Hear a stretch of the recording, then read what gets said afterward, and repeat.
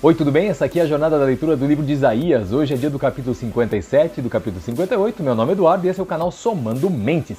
Os dois temas vão tratar principalmente sobre a ideia de você estar colocando o seu coração, as suas esperanças, de repente, diante de ídolos e também sobre aquela oração e aquele jejum que Deus realmente não ouve e, claro, não atende. Ou seja, não mudou nada. Acredita que existe dessa maneira? Pois é, a palavra nos explica o que e por quê. Então, para começar, versículo 6 do capítulo 57 vai dizer assim, os ídolos, entre as pedras lisas dos vales, são a sua porção, são a sua parte. Isso mesmo, olha só, o texto da fala, isso mesmo.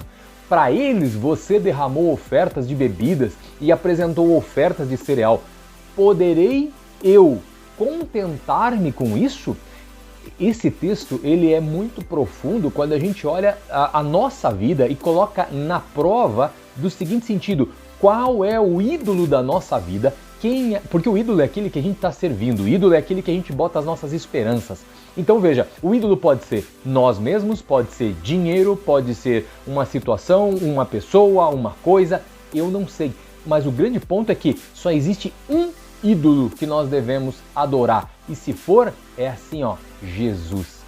Eu não quero adorar ídolo nenhum. Ele é o nosso Senhor e Salvador.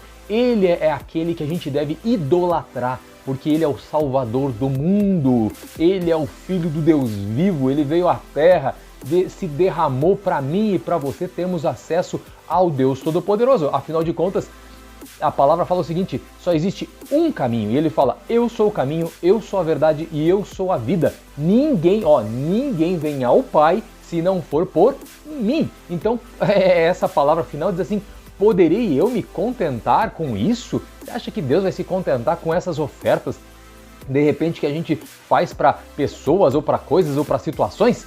Não, porque Deus é muito mais.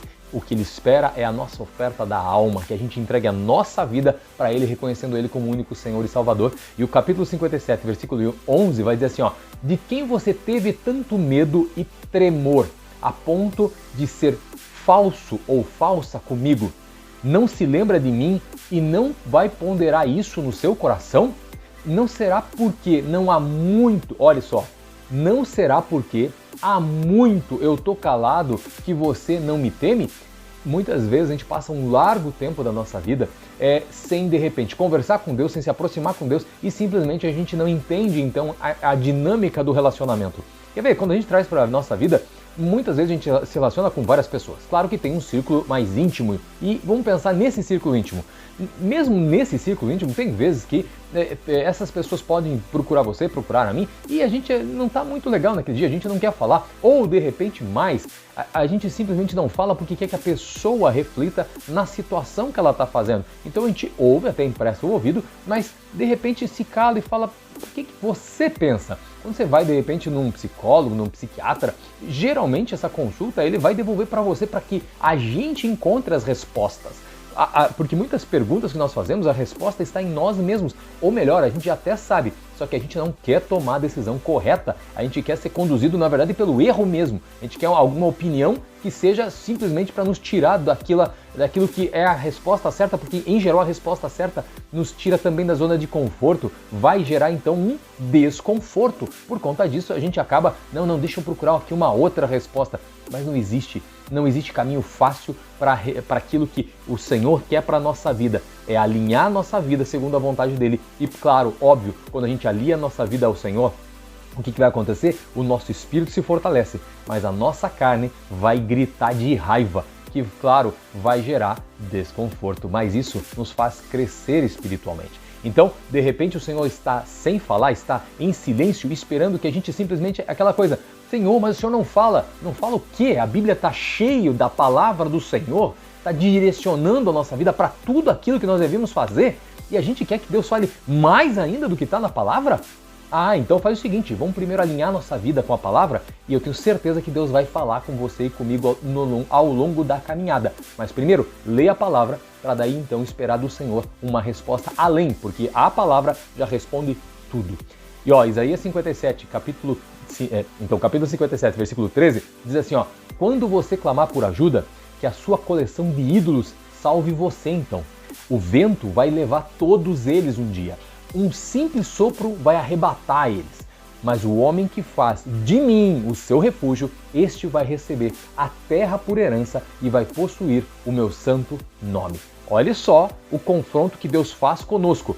Quer adorar um ídolo diferente de mim? Então, se quer buscar, faz o seguinte, busca. Só que no dia da angústia, da luta, da dificuldade, você espere deles então. Só que eles vão ser levados como ventos. Mas o homem que espera, a mulher que espera em mim, aí a gente vai estar debaixo das asas do Senhor, sendo cobertos pelo seu cuidado, pelo seu amor e, acima de tudo, pela sua misericórdia e graça, que é um favor imerecido. E no versículo 15 desse capítulo 57 diz assim, pois assim diz do alto e do sublime trono, ele vive para sempre e cujo nome é santo. Ele fala, habito num lugar alto e santo, mas habito também com o contrito, com o humilde de espírito, para dar novo ânimo ao espírito do humilde e novo alento ao coração do contrito. Olhe como ele começa. Eu estou longe de vocês, eu habito no alto, eu estou num ponto alto e santo. Quem de nós pode alcançar? Nenhum de nós. Só que o Senhor fala o seguinte, esse que é o mais legal. Mesmo assim, com tudo isso, eu sou Deus, eu desço, eu chego até vocês como Jesus chegou. Para quê? Justamente para habitar conosco. Por isso que nós somos o templo do Espírito Santo. Ele habita em nós, mesmo sendo Deus, mesmo sendo santo, e nós sendo nada. Essa é a real da história, nós não somos nada. Achamos que somos alguma coisa, e esse é o maior erro. Na verdade, esse é o maior engano que justamente Satanás usa para nos colocar, de repente, numa posição superior, como ele quis se colocar com o Senhor. E daí aconteceu o quê? Você já sabe, ele caiu. Adivinha o que acontece conosco? Bom, a conclusão é sua. Agora vem comigo no capítulo 58, aqui é para dar na cara de todos aqueles que se dizem cristãos, eu, você, qualquer um, mas se coloca superior a qualquer outra pessoa. Porque ele fala assim, seu jejum termina em discussão e rixa, em brigas e socos de repente? Vocês não podem jejuar como fazem hoje e esperar que a sua voz seja ouvida no alto. Olhe que palavra profunda! Ele está mostrando o seguinte, adianta fazer um jejum e continuar com discussões, com brigas, com contendas, com discórdia, falando mal do outro, agindo mal. Que jejum é esse? Para que serve? Não serve para nada. Isso que ele está dizendo nesse versículo, não serve para nada. Como que você espera que a sua voz seja ouvida? E no versículo 6 desse capítulo 58, ele vai dizer o seguinte, o jejum que eu desejo, olha só, será que não é este? Olha o que ele fala, soltar as correntes da injustiça, desatar as cordas do jugo, pôr em liberdade os oprimidos e romper todo jugo. Olha só, tá vendo? Ele quer que a gente pense, será que não é esse que eu quero na verdade? Ao invés daquele jejum lá falso, só para aparentar um jejum, só para você se satisfazer dizendo, legal, é mais ou menos que nem assim, a gente vai no culto do domingo, então beleza, cumpri minha obrigação. Que é isso? Como assim? Não cumpriu obrigação nenhuma. Na verdade, a gente se fizer somente aquilo que a palavra mesmo fala, somente aquilo que se espera, ainda assim não serviu para nada. A gente tem que superar as expectativas do nosso Deus. Você não gosta que as pessoas, quando você vai comprar um serviço ou um produto, superem suas expectativas? E por que Deus, a gente não tem que superar as expectativas dele? Entregando e fazendo muito mais, porque o Senhor tem feito muito mais. Inclusive porque às vezes a gente fala assim, mas eu mereço. Sabe o que a gente merece? A gente merece entrar no elevador espiritual e apertar o subsolo e descer para o inferno. Como assim? Simples, porque os nossos atos, os nossos pensamentos, a nossa vida, se não estiver em Cristo, ela só serve justamente para o quê? O inferno. É lá que é utilizado esse nosso produto, que é a nossa carne. É justamente para lá que ela nos leva. Então, se o nosso espírito não cresce, a nossa carne cresce e ela literalmente nos destrói, porque esses são os nossos sentimentos. Mas quando o Espírito Santo entra em nós, ele transforma a nossa vida de fé em fé. Nós somos frios, nós somos calculistas, nós somos fracos, nós somos limitados. É só ele que vai transformando então um coração de pedra num coração de carne. É um processo árduo e contínuo. E só vamos chegar à perfeição no dia que o Senhor Jesus nos chamar para a glória. Então, veja, Isaías 58:7, daí ele vai dizer assim, não é partilhar sua comida então, e ele vai esse versículo vai mostrar então como nós deveríamos agir. Por isso que ele começa assim, para nos fazer pensar novamente, será que não é compartilhar a sua comida com o faminto, ou abrigar o pobre desamparado, ou vestir o nu que de repente você encontrou ao longo do caminho, e não recusar ajuda de repente ao próximo? Será que, veja, será que não é assim que você deveria permitir que o seu comportamento aconteça? Ele está fazendo a gente pensar, ei, veja só, será que de repente você não tem que alimentar o pobre, ajudar o outro, estender a mão, parar para ouvir, calar a boca na hora que você até poderia responder que você acha que tem razão, mas mesmo assim, se cala, porque para você justamente poupar o outro de se magoar. Não importa, mas está me magoando, e daí você vai devolver na própria moeda? A palavra não ensina dessa maneira. Imagine se Jesus devolvesse na própria moeda, nenhum de nós estaria aqui nessa terra hoje. Então, veja, Isaías 58:9 vai falar assim, aí sim, se você fizer tudo isso então, se você se dedicar em mudar sua vida, ou buscar estar em mudança, em processo de mudança, aí sim você vai clamar ao Senhor e Ele vai responder. Você vai gritar por socorro e Ele vai dizer, aqui eu estou. Se você eliminar do seu meio o jugo opressor, o dedo acusador e a falsidade do falar, olhe só o passo a passo então que o Senhor nos mostra que nós vamos fazer para sermos ouvidos, para Ele abrir a boca então e falar com a gente. É isso que você está buscando? Mas veja, eliminar do meio o jugo de opressão, o dedo de acusação e a mentira, a falsidade de falar. Se não tem o que falar, fica quieto, melhor ficar quieto. A Bíblia fala que até o tolo, quando se cala, passa por sábio. E julgar o outro e acusar, apontar, vai apontar para nós muito mais.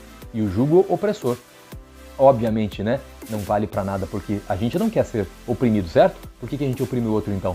E Isaías 58 vai falar assim, o Senhor guiará constantemente, Ele vai satisfazer os desejos de uma terra ressequida pelo sol e Ele vai fortalecer os seus ossos. Você será como um jardim bem regado, com uma fonte cujas águas nunca faltam. Ou seja, quando a gente cumpre o propósito, o projeto, a vontade do Senhor e entra no processo de mudança, de transformação, de melhoria que só Deus pode realizar na nossa vida, aí sim a gente vai comer o melhor dessa terra, vai caminhar com o Senhor e vai saber que mesmo quando os outros às vezes olham e percebem, não, mas você não está numa situação boa, não é o melhor que você está comendo. Sim, aos pés do Senhor Jesus sempre a gente está comendo o melhor, porque a gente aprende a ser grato em toda e em qualquer situação. É dessa maneira que tem que ser a nossa vida. Mas isso não é fácil. Quem falou que vai ser fácil? Mas o que vale é a pena. Porque o resultado final vai ser o que nós caminharmos nessa terra, cumprirmos nosso propósito e chegarmos aos pés do Senhor Jesus, gratos por tudo que Ele fez, para viver então uma eternidade ao seu lado. Por isso, Deus abençoe você, Deus abençoe família, a sua família, leia a Bíblia e se liberte. Não esqueça de orar e, claro, compartilhar esse vídeo com mais alguém. Até o próximo. Tchau!